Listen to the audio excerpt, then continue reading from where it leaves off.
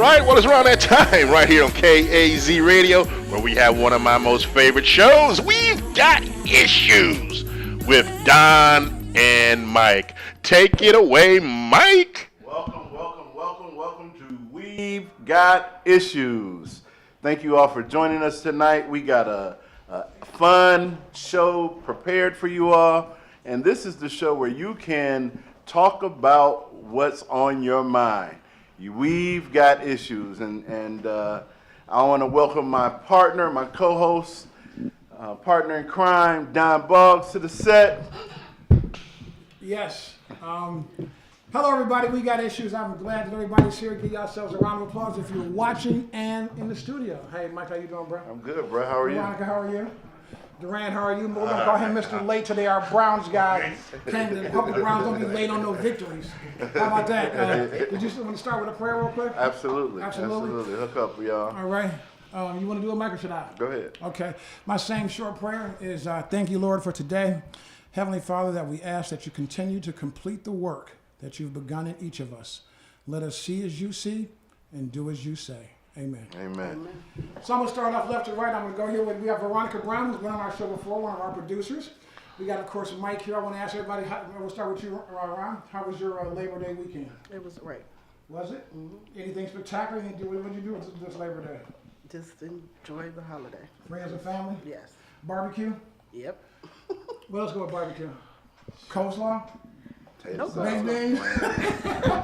Sorry, you just can't have barbecue tonight. So what about you, Mike? What did you do? I went to a friend's house, and he had a cookout, and we had watermelon and salsa, homemade salsa, and chips and burgers, and he even has for the vegans some vegetarian burgers. Wow, I always say to vegetarian people, no offense, but if you want to really save the animals, stop eating their food. The plants and stuff. Shout out to my guy Tyler. Pastor James like that. He definitely had a nice spread out. Did he? Yeah, we had a good time. Yeah. Excellent. Durant, what'd you do? How was your Labor Day? It was okay. I worked early, but I caught a mid-evening barbecue. Okay. Very good. Had a pretty good time sitting under some trees, smoking some nice choice meats. Oh, okay. No, I'm glad you cleaned that up. That didn't sound right. We got issues with that. That was a good clean. That was that was a broom and dustpan clean. It turned out to be a pretty good Labor Day. Good. Nice. When you really think about it, this was really the last holiday before it seems to me, you look at November, which is Thanksgiving, Christmas, and all the way to Easter. We about to start eating turkey and ham now. We go from turkey and ham, then just from Memorial Day on, we go to barbecue. So you know what I mean? Turkey, because I'm off the pig. You off the pig? That's good. I feel you, man. But listen, let me ask you something. I'm thinking about that real quickly. What the blank is a turkey ham? We'll come back to that later. It's really good. But turkeys don't have. Listen, back in the day, I would have just bought a turkey ham as a pack, as opposed to buying the turkey and the ham. Okay, that's a joke. You know that's right. Wait a minute. Well, listen, thank everybody for listening. The topic of our show today, before we get around to each individual issue, is overcoming adversity. I think that adversity is something that some people can overcome, some people can't. Some people, we all need a support system to do that. And we've all had times in our lives where we're faced with adversity. So that's going to be our issue of today, our main issue. The number to call in is 216-298-1554. Again, that's 216-298-1554. So Mike, me and you've been talking offline like we always do. And I'll start with him and I'll come back to you and Durant. Mike, what's your issue for the week? Well, my issue is just I am so proud of Nike. Tell us why. They released, it's the 30-year anniversary of the Just Do It campaign. Okay. I remember that with the swoosh and Just Do It. Right, and they just released the commercial and starring my main man. I did it on purpose, just a little small drum roll, Larry. Colin Kaepernick. Colin Kaepernick. Yeah. He's been banned from the NFL for the better part of 3 seasons. Well, he's been, what do they call it? Blackballed? White ball, black ball, Yeah. He on the list. It was a collusion case. There you go. So that's pending with him and Eric Reed. But This Nike commercial, you know, the first thing they did is they released a picture. Okay. Close-up shot of Yeah, I his saw the face. Afro picture. Yeah. And underneath his mouth, it said, "Stand for something, even if it means sacrificing everything." Wow. Say that again. Love I that like quote. that. Stand for something, even if it means sacrificing everything. Which comes down to being true to Right. yourself, really. And of course, you know, then underneath the picture altogether is the swoosh and the just Just do do it. it. Okay. Right. Okay. And Nice. so Nice. today I saw the actual commercial, and you know he's saying, you know, don't stop when people say you can't do something. Don't give up. Mm-hmm. Right, And exactly. And they Exactly. showed like a kid that didn't have any legs that was wrestling. Okay. He showed women's soccer. He showed Serena Williams. He showed LeBron James Okay, dunking. And then it ended with him walking in the street saying the quote. Okay. That's So nice. I thought it was awesome. And then I was, you know, on the web, and LeBron came out with, I guess it's a commercial as well, probably on the Nike campaign as well. And this is a guy, you don't see his head, but he's in green and yellow warm-up. Okay. And he walks into a tattoo shop. And he hands the tattoo artist a piece of paper, and he says, the tattoo artist takes the paper, not even looking up, and he reads it, and he's like, I want this. And he's like, you sure you want this? And he's like, yeah. And he's looking, and then the camera spans up, and it's LeBron James as a kid, and the word on the paper was chosen. Ah, that's nice. That's nice. Yeah. And Okay. again, it said, you know, just do it, or, you know, I forget Yeah, what yeah. the tagline is, but it was, I thought it was two great commercials. Of course, there was some backlash. We talked about that earlier. So Nike stock. the national organization representing police groups across the United States, known as NAPO, they called for a boycott of Nike. They sent a letter to the chairman of Nike. The guy's name, I'm putting him on blast, is Michael McHale, who wrote the letter related to calling Kevin for them for everyone to boycott Nike. Now, a group of black officers responded quickly, telling Nike, "Nah, bruh, we gonna keep mine Nikes. We got issues with Yeah, that. we gonna Right. keep mine Nikes." And they told the NAPA organization, "Do not include us when you're speaking on behalf of whatever." Right, officers because you're what you're talking saying about. does not you're It's not not representing us. us. Right, yeah. So That's that excellent. was my issue. I thought it was I applaud Nike for standing up on Kaepernick's behalf. Okay. And then I heard that Levi Strauss and Company, Oh yeah, we're talking about that. they are coming out, they are calling for stricter gun rules. Gun What laws. stricter gun rules is that? It's always good. Well, again, there's people that's calling for a boycott of Levi. So you know, I'm I don't get assuming that pretty soon there's going to be a lot of people running around here butt naked and barefoot. Right. And like you said, Nike and Levi have already made their money, so what do you Right. care if you burn them or not? Exactly. So let's have- hey, Duran, so that's a great issue. Like, do you have an issue for this week? Yeah, well, my issue is we kind of touched on it when we was talking about a lot of how these children were getting molested over in Pennsylvania. But now some of our local churches and everything, instead of them, I'm saying trying to help, you know, it starts at home. Yeah. You know, you have a mom and a father, but instead of them helping some of the younger and teenage children or whatever, and putting out things for them to, you know, the programs for them to be in and Right. things for them to do. It just seems like all of our ministers and everything, they just collect money. And I'm not gonna mention names, you know. So I'm sorry, I'm anonymous.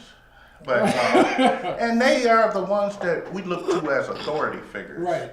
And So something needs to change. something needs to change. That sounds like an And- ongoing issue, isn't it? Yeah, That's good. it's Yeah, like that's kicking what a my- dead horse. Like, Yeah. and you can when you just like police and these Catholic priests, some of them, you have good and bad Right. and a lot of. But when you go to a place for solace and for help, And yeah, and, knowledge, wisdom, inspiration. and the you whole just nine. got this. You know, these ministers, some of them do. They find out the weaknesses in your, you know, Exploit life, 'em. and they exploit them instead of, you know, helping the congregations. That's my issues, really. It's Yeah, I ain't got no issue with that. What about you, Brian? Do you have an issue for this week?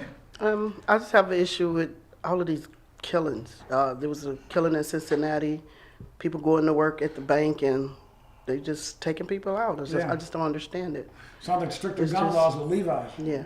Yeah, that's a good comment because people getting killed every day. That's true. My issue is the same one. It's always ongoing.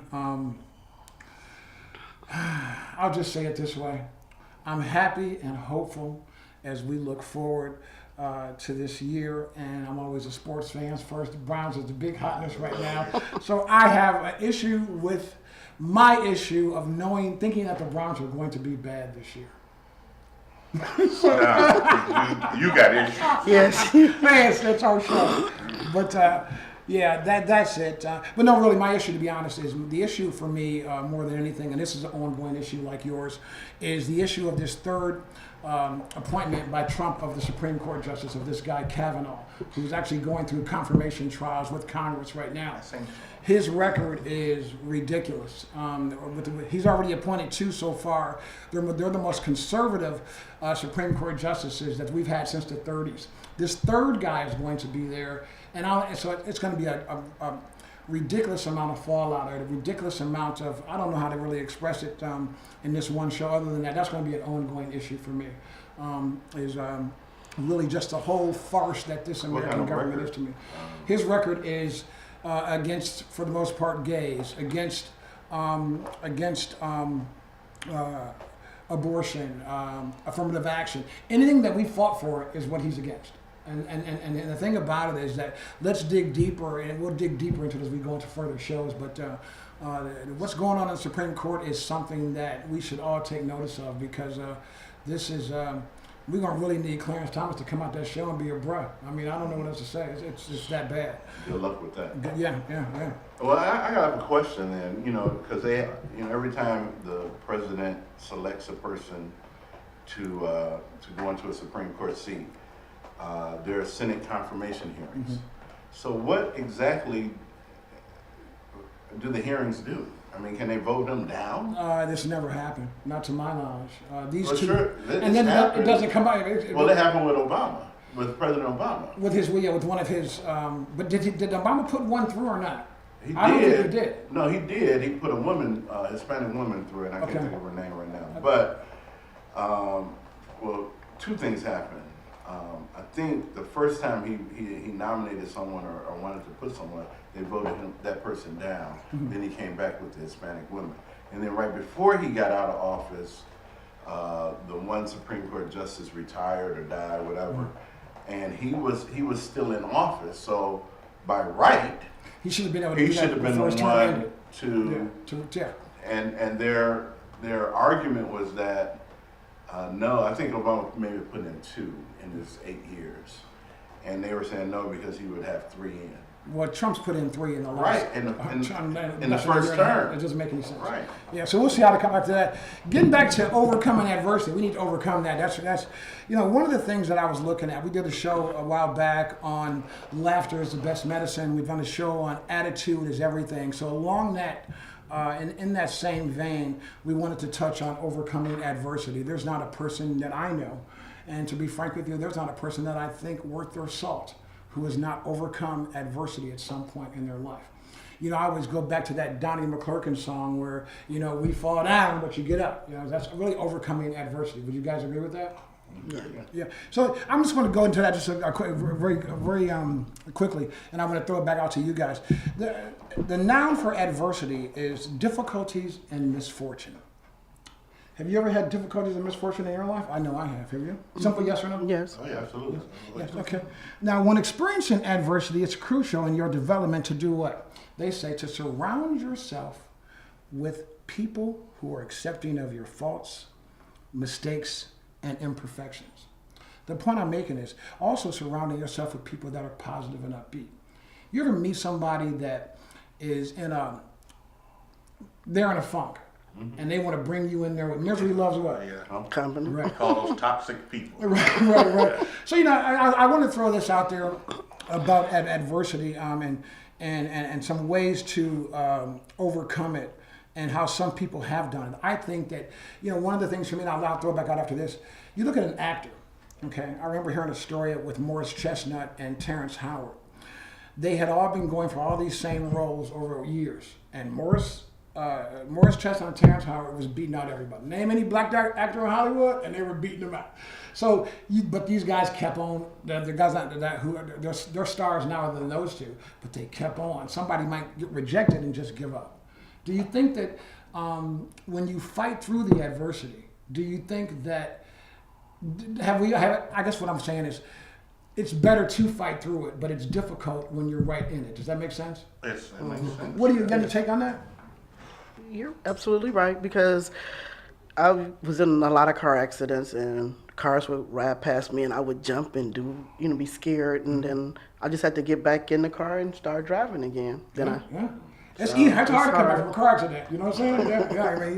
Yeah. Some people I know don't even drive again after a horrific accident. Mike, you got any examples of overcoming adversity? we don't have enough time for that.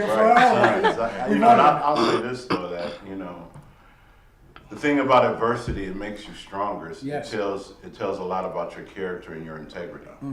So when you have some stick-to-itiveness and you can see whatever you got to go through. Because the key is you're going to get storms in your life, and it's not waiting on your porch until the storm passes. That's right. It's getting out there and walking through the storm. That's the truth. And so sometimes that's just what you have to do. You just have to, I like to call it walking steadfast, Right. Which means walking with purpose. That's right. So when you walk with purpose, you can go through anything. That's right. Because you have that mindset that this is only temporary. The storm is going to pass. So I can see it through. Yeah. Do you think it takes, Duran? Do you think that that it takes a while to be able? Because Mike said a very good point. I mean, it makes you stronger. It makes you wiser when you go through it. And to be frank, from my vantage point, that when you go through something, you just don't walk in and say you want to. You don't go to kindergarten and then the next day you graduate from the 12th grade. You got to go through all. You got to go through all that. So what's your They take? tried to skip me. I wasn't having it. Well, exactly, because you going through adversity, you have to go through some forms of adversity to be able to achieve anything in this life. Because your character is very weak until you go through adversity and you conquer it.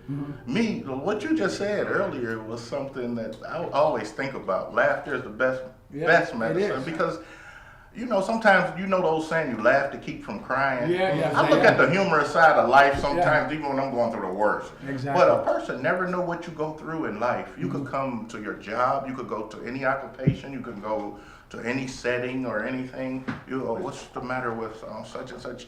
A person never know, but if you're surrounded by people who are upbeat and keep you up, you can take it a little better. Yeah, that's a great point. Sure is.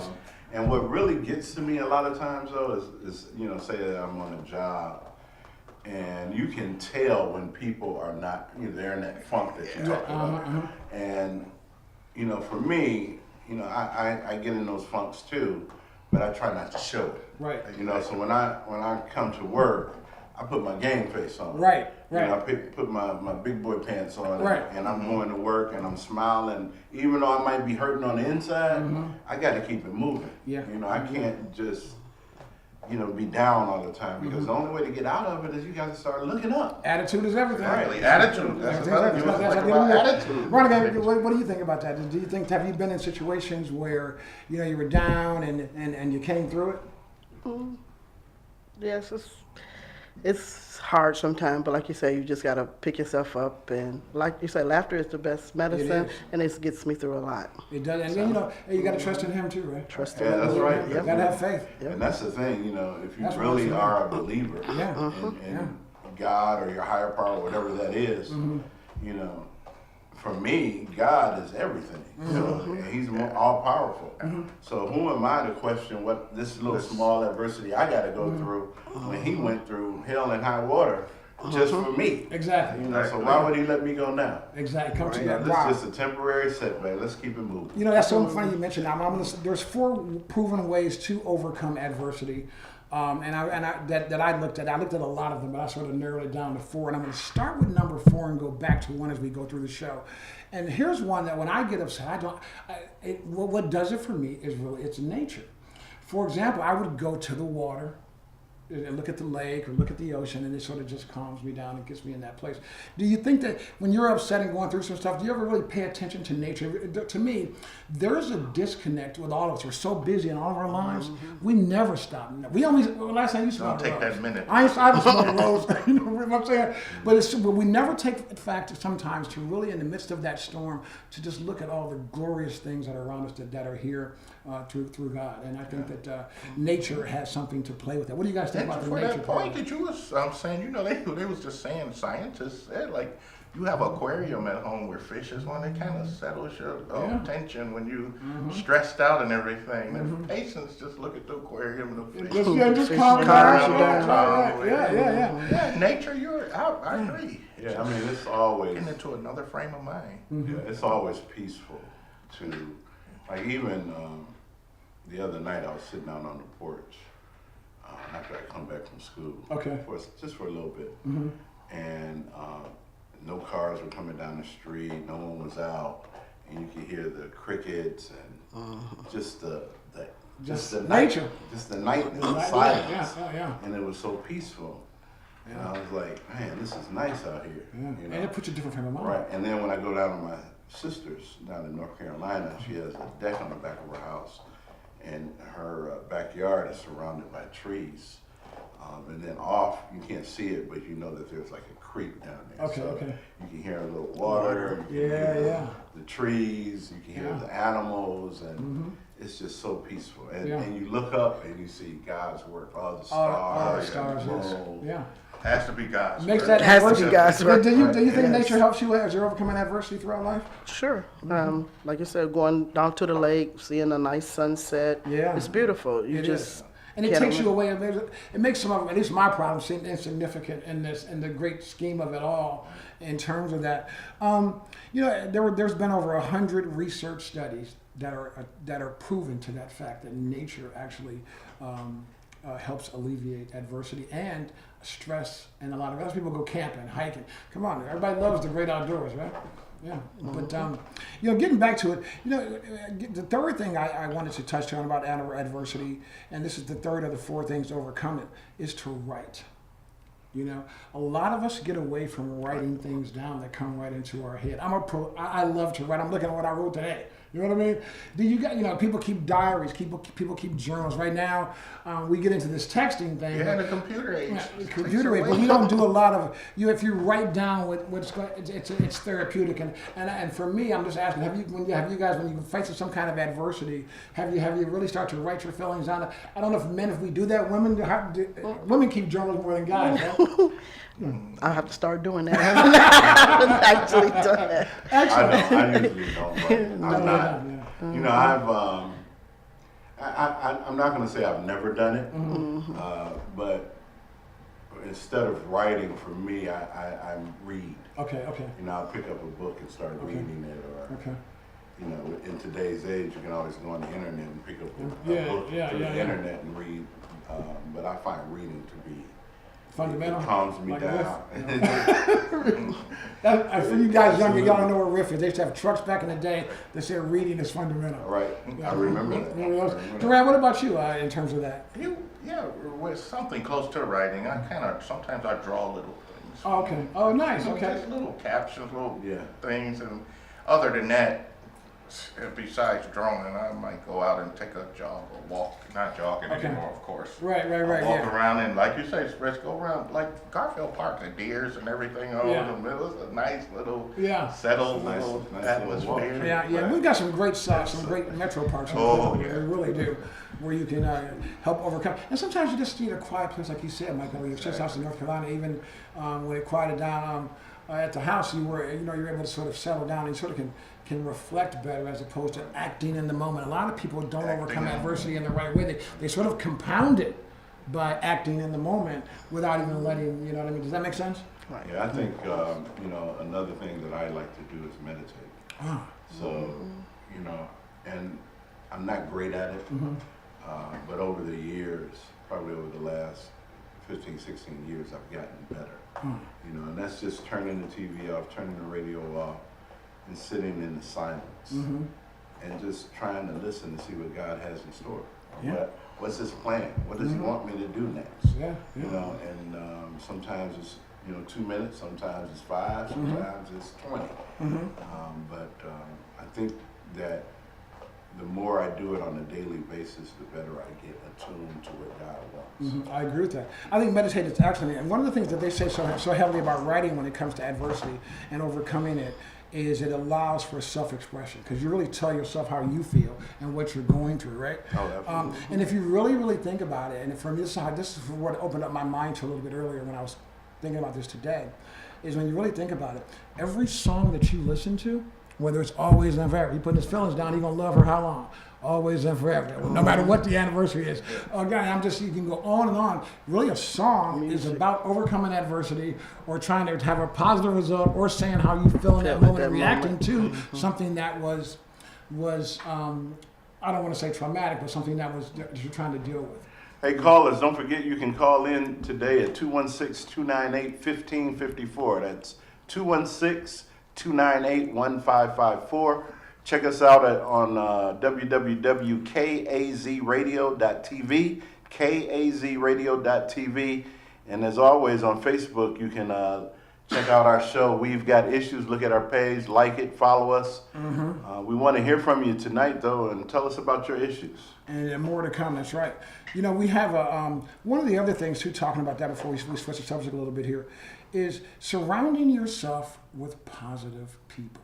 I personally feel that I don't even have to be going through no dang adversity. I try to continue to keep myself surrounded with positive people. You mentioned toxic people earlier. How important do you think it is, Veronica, to surround yourself with positive people? It's very important because, they will reflect what you're going through. It keeps you upbeat. It keeps you thinking, learning more new things when you're surrounded by positive people. What about you, Mike? I don't like negativity. Yeah.